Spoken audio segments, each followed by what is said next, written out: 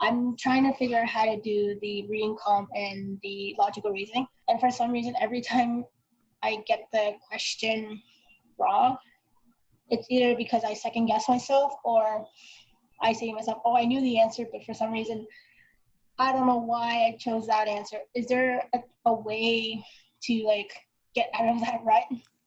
Yeah, what does your review process look like?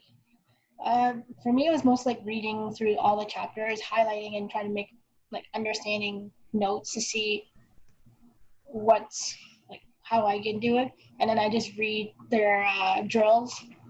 Like, I mean more review. Oh, like like you review? got a question wrong. What do you yeah. do next? Mostly, I would just go through the book because the Kaplan book has their answers, and they explain to me why this answer is right, but the others are wrong. But I still can't like understand why certain answer is wrong when that one's right. So I'm always saying to myself, why am I not getting anything? Like, why am I not understanding why it's wrong? Even though I'm trying to read over the book that's been trying to tell me this is the reason why, and then it's still not getting in my head. And then I went through multiple YouTube, LSAT stuff from you and all the other ones, and I'm still not processing it well enough to understand fully before I do my test, and I'm having a hard time.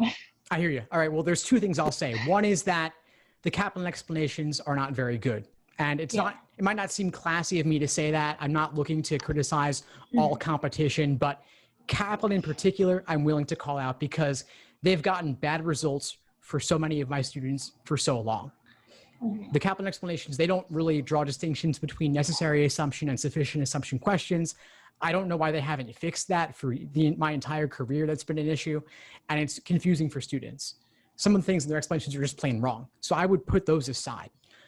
Other sources, though, are likely better, and it's more just about finding which source of explanations sticks best for you, both in terms of who is writing the explanations, as well as the medium in which you're getting them. So do you prefer videos?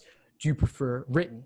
You might like one or the other. Then you might like my style versus somebody else's style. So find whichever source you like and just go with that. There's more free and low-cost explanations out there than ever before. So find a source that you like for prep tests specifically, so that when you have a problem with, let's say, exam 75, section 4, question 13, you can go somewhere and get an explanation that you know is going to be relatively thorough and get you where you need. But the other thing I'll say is that it's not all about reading explanations. When I talk about the review process, explanations are just one part of that. There's also the work that you do to articulate your own thought process. I recommend what I call the Socratic review method, which is a detailed process of inquiry leading you to determine where your misunderstanding stemmed from. Was it the question stem, the stimulus, or the answer choices? Then more specifically, where within the stimulus was there a problem for you? What specifically gave you trouble about it? What did LSAC use to increase the difficulty level of that stimulus? Or if it was in the answer choices, what was tempting about the wrong answer that made you pick it? And what ultimately made it wrong? And what was discouraging about the right answer that pushed you away from it? And what ultimately made it correct? So you have these traps of encouragement towards the wrong answer and traps of discouragement away from the right answer. And I have a detailed class I previously taught. It's on the YouTube channel where I lay out question review strategies in more depth. And this is what I would recommend for you in terms of deepening your review process if the explanations that you're finding elsewhere aren't enough for you.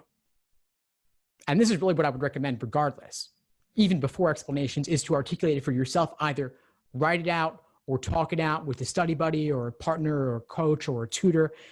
Because if you're just doing it all in your head, it's not going to be deep enough. You have to actually put it out into the world, either writing in a notebook, like a mistake journal, or talking it out with somebody. Really important. And this takes time. And it'll mean that you can't do as many full-length exams, but it's incredibly important. Thanks for tuning into the show. Please subscribe if you haven't done so already to be notified of new episodes as I release them. And feel free to reach out if you need anything at all as you move forward with your prep. I'm happy to help however I can. In the meantime, I'll wish you all the best and take care.